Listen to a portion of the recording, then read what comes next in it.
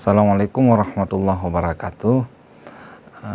Alhamdulillah, kembali lagi pada kesempatan yang berbahagia ini, saya mencoba untuk menjawab beberapa pertanyaan yang masuk dari pemirsa tentang keutamaan, tentang kelebihan, dan tentang amalan-amalan apa saja yang kita ucapkan pada malam Lailatul Qadar.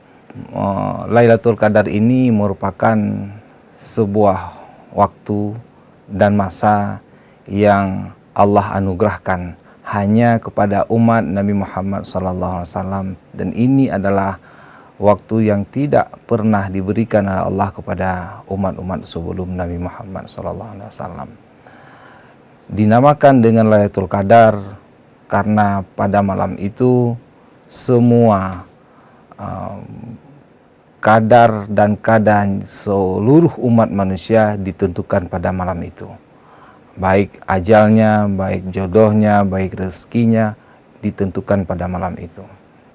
Bahkan oleh Allah Subhanahu wa Ta'ala mengabadikan Lailatul Qadar ini dalam sebuah surat khusus dalam Al-Quran yang namanya dengan surat Lailatul Qadar. Inna anzalnahu fi lailatul qadar. Sesungguhnya kami menurunkan Al-Quran itu pada malam Lailatul Qadar. Lailatul Qadri dalam ayat selanjutnya Allah sebutkan, Lailatul Qadri khairun min alfi syahrin. Lailatul Qadar itu lebih terutama daripada 1000 bulan. Keutamaan yang dimiliki oleh malam Lailatul Qadar. Maka kesempatan kita beribadat pada malam Lailatul Qadar itu sangat banyak dan sangat utama. Oleh Imam Al-Ghazali misalnya, ketika kita melihat pendapatnya tentang malam Lailatul Qadar, beliau mengkhususkan Lailatul Qadar itu pada malam-malam 10 yang terakhir, dan itu adalah terdapat pada malam-malam ganjil. Dan bahkan oleh beliau mengkhususkan, memberi indikator kapan terjadi malam Lailatul Qadar tersebut menurut awal Ramadan yang kita lakukan. Ketika kita melakukan awal Ramadan itu pada hari Kamis, maka berkemungkinan besar Lailatul Qadar itu akan kita dapatkan pada malam 25.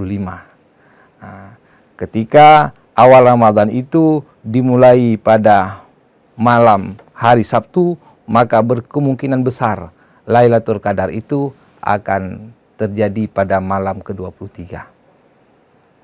Ketika awal Ramadan itu diawali dengan hari Minggu, hari Ahad, dan hari Rabu, berkemungkinan besar Lailatul Qadar itu akan terjadi pada malam 29.